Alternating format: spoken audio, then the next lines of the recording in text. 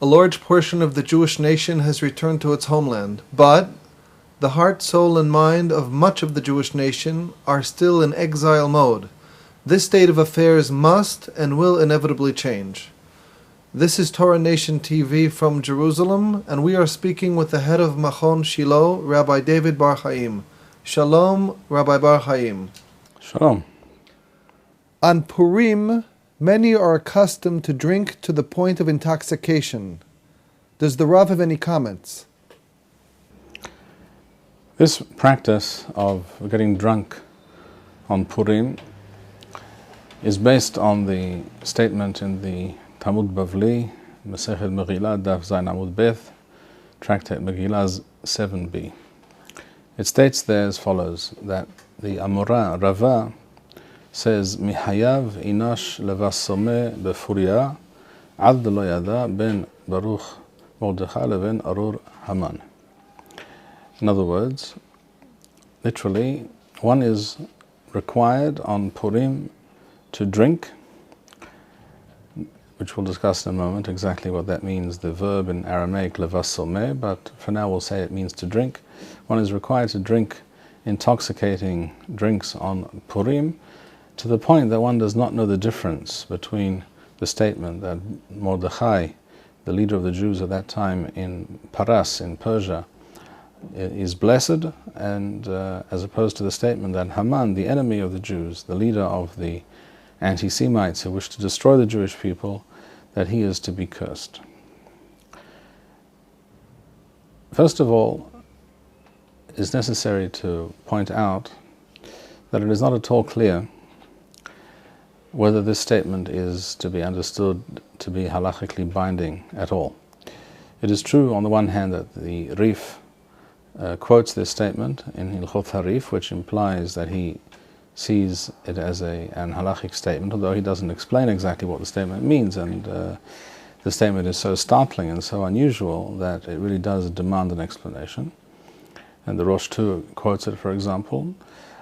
But it's equally true that the Baal HaMaor and the Ran quote Rabbeinu Ephraim, who was a Talmid, a student of the Rif, who says that we should take note of the fact that immediately after that statement in the Talmud, we read another story, another statement, which tells us as follows, that one year Rabbah and Rabbi Zera, two Amoraim in Bavel, decided to make the Sudat Purim, the Purim feast, to do it together. One imagines one went to the home of the other, and they sat down together, probably with their families and friends, and they partook of the festive meal. And it says in the Gemara, Ivsum. Rashi explains Ivsum, literally he says Nishtakru, which means they became drunk. And then we find in the Gemara an even more unusual statement. It says that during the meal, they got drunk, as we say, and Rabbah got up, and it says Shahatel Rabbi Zera, which literally means he slaughtered him by way of slitting his throat. The word Shahateh, like the word in Shahita in Hebrew, means that he killed him by cutting his throat. And then the next day he had to pray for Rabbi Zera to come back to life, which he did. And then the next year, when Rabbah suggested to Rabbi Zera that they meet again on Purim for the Purim meal, Rabbi Zera said, I'm not going to rely on a miracle occurring a second time. This is a very unusual statement, as the first statement was very unusual. It's not normal after all, it's not something we would expect to be told in the Talmud that a Jew should at any time become drunk.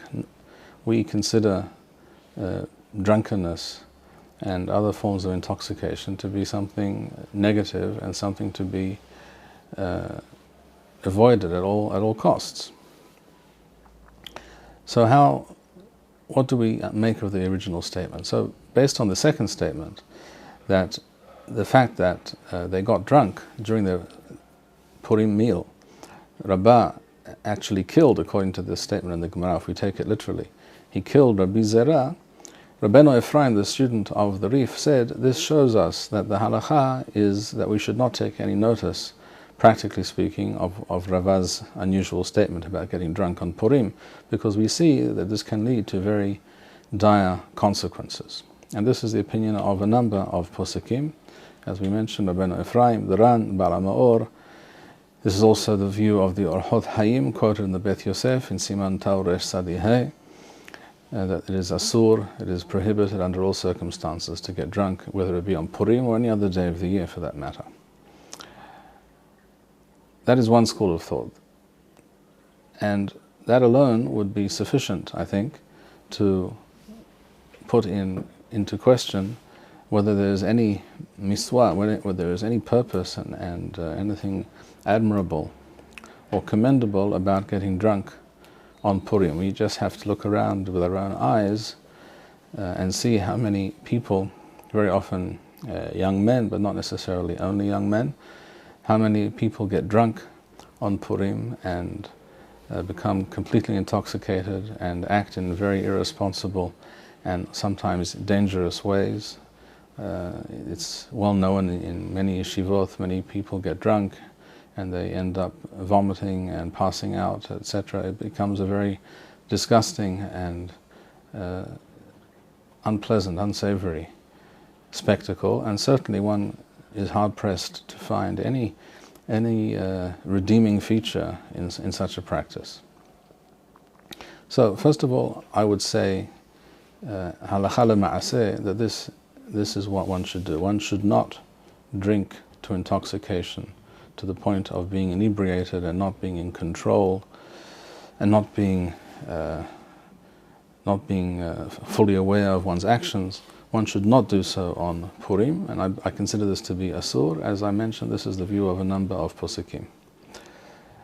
The Rambam too does not speak of getting drunk to that point. The Rambam speaks of having a very pleasant and special meal at which one drinks wine, and as we know, when one drinks with a meal and has wine, one tends to get sleepy and drowsy, and one will fall asleep as a result of this, says the Rambam. And this is possibly how the Rambam understood the concept of drinking until the point of not knowing the difference between Baruch Mordechai and Arur Haman.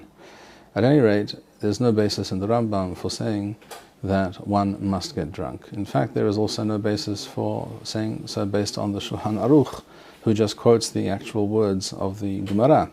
And this is very significant, because another point to mention is the fact that the verb in Aramaic, levasomeh, coming from the Aramaic root basam, bet samach mem, which means to sweeten, to make sweet, or something which is sweet is referred to as basim, or basima, or to improve, or to do something pleasant, or something which is found to be beautiful, etc., by people, whether it can refer to a pleasant sound, or a pleasant sight, or a pleasant smell.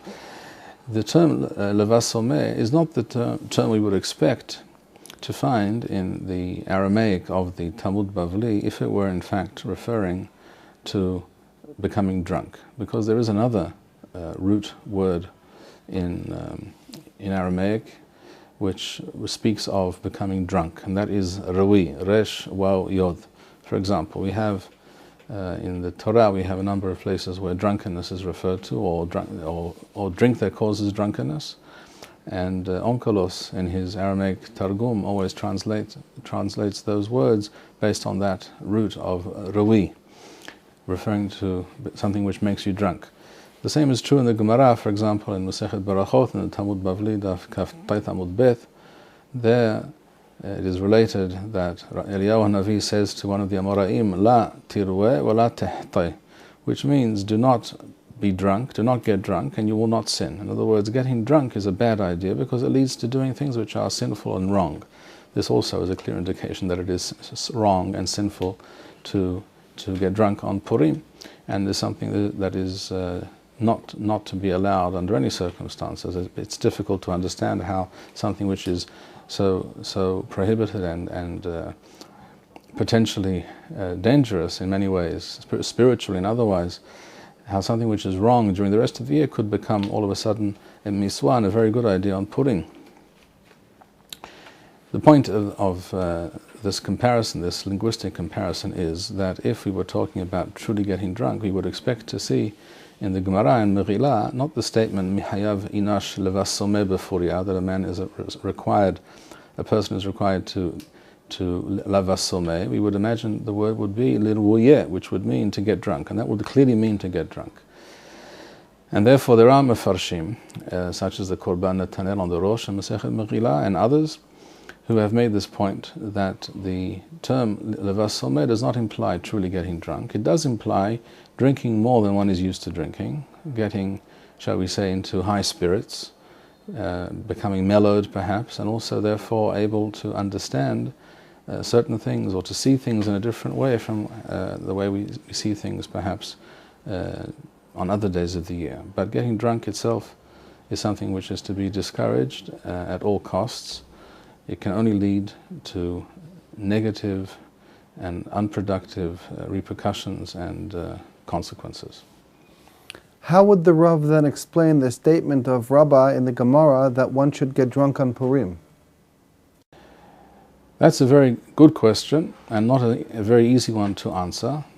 The truth is there are literally dozens of perushim, of commentaries and explanations that have been offered to explain this statement. I can therefore only offer you here my own conclusion based on some research and much thought on the subject, and that is as follows. We have another statement in the Gemara, in the Talmud Bavli, Hulin Daf Chof Lamed Tei Talmud Beth. There it says that certain people asked one of the Amoraim,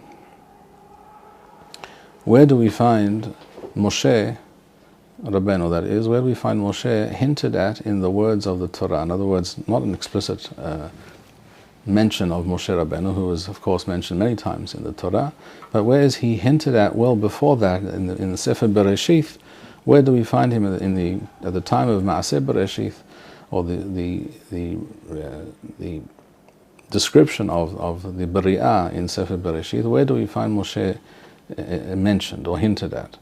And the answer is given. The pasuk says "B'shagam hu basar," referring to Hashem's statement that people have sinned grievously on earth, and therefore there will be a flood that will wipe them away, referring to people as being just flesh. B'shagam hu basar. In other words, even Moshe Rabbeinu, who was so great and so close to Hashem, who spoke to Hashem panim el panim, face to face, he was also, when it comes down to it, also just flesh. Then they asked the same Amorah in that Gemara in Holin, Haman min haTorah minayin. Where is Haman hinted at in the Torah? Also referring to, and of course Haman is not mentioned in the Torah at all, not explicitly and not otherwise. There is, however, a hint, answers the Chacham to the people who asked him this question. There is a hint of him in the pasuk, Hamin ha'es. When Hashem says to Adam Arishon, did you eat from the tree that I told you not to eat from? Hashem says Hamin ha'etz, and Hamin can also be read as Haman. This is of course just a very far-fetched hint or remez to Haman, but that was the answer given. The point of this Gemara, I believe, is as follows. Just as very great phenomena here on earth, in the created world of Hashem, in the universe, just as very great and positive phenomena and developments are all from Hashem, all designed by Hashem. They all play a purpose and a function, a role in Hashem's plan for creation and for the world and for humanity. And therefore, that which has a purpose, that which is from Hashem, one can find some remez, some hint of it in the Torah, even though it's not mentioned in the Torah explicitly, such as Moshe. At that point, Moshe is not mentioned. And the same is true, says the Gemara, for things that are very negative and cause great destruction or great harm in the world. They also can be found, hinted at in the Torah. Why? Because both the good and the bad are from Hashem. In other words, all phenomena, all aspects of the world in which we live, both the very good and the very bad, which have special power, so to speak, which are above and beyond the norm, both in terms of being good or in terms of being bad. Those things which are above and beyond the norm, the normal range of human activity or thought or action, those things are from Hashem, and they play a role. They play some role in the development and the playing out of Hashem's plan for the world and for humanity. And even though this is something that is difficult for us to understand, very difficult for us to understand normally most days of the year, because for the very simple reason that we suffer because of the evil in the world and those people and those groups and those nations who are such experts at causing evil and negativity and destruction and all things bad in this world. We suffer from these things, and therefore it is difficult for us to be, as it were, apathetic towards these things. On Purim, we can, both by reading the story of Purim and understanding that the major message of Purim is that everything is in the hands of Hashem. As we see in the Megillah, the whole story of the Megillah lays out all these facts and all these developments which seemingly took place in a purely coincidental manner, without planning or forethought. As it were, just one thing happens to follow the other by chance. Nevertheless, the story of the Megillah is such, and the purpose of the Megillah is to tell us that it may seem to you on earth that this all happened by chance, but really it's all in the hands of Hashem. And the Hashem is mashgiach. Hashem controls and views and directs events here on earth, both the good and the bad, and both play a role in the fruition, the coming to fruition of Hashem's plan and Hashem's revealing the truth and the beauty of life, of creation, of being connected to Hashem. Even the evil plays a role in this plan of Hashem. This is something which is difficult to understand perhaps every day of the year, but on Purim we can understand it a little bit more, and some of us perhaps a great deal more, particularly when we also drink a little bit of wine or some other alcoholic beverage, which perhaps changes for the better our perception, our powers of perception. As it says in the Gemara and another place in Sanhedrin, Daf Ayin, Nichnas Yayin Yasa Sod. And Rava says about himself over there that wine and sweet-smelling substances, pakhein, have caused me to become more wise. In other words, when a person is positively affected by certain experiences, physical experiences and substances in this world, when they are used correctly and within limits, they can open one's mind to deeper perceptions and understandings. That, I think, is the best explanation that I have been able to arrive at regarding that unusual and surprising statement in the Gemara. But in conclusion, I would repeat, to become drunk and to act in a foolish and irresponsible manner, to vomit, to become ill, to pass out, or to act in a way which is against halacha and against musar, against proper behavior according to the Torah, this is something which should be discouraged at all times, on every day of the year, including Purim. Thank you, Rabbi Bar-Hayim. We would like to suggest the following opportunity to our viewers. If you identify with Rabbi Bar-Hayim's message and would like to sponsor or dedicate a video interview with the rabbi in honor or memory of a loved one, if you would like to obtain Birkon Nusach Eretz Yisrael or invite the rabbi for a speaking engagement, please email us at office@machonshilo.org.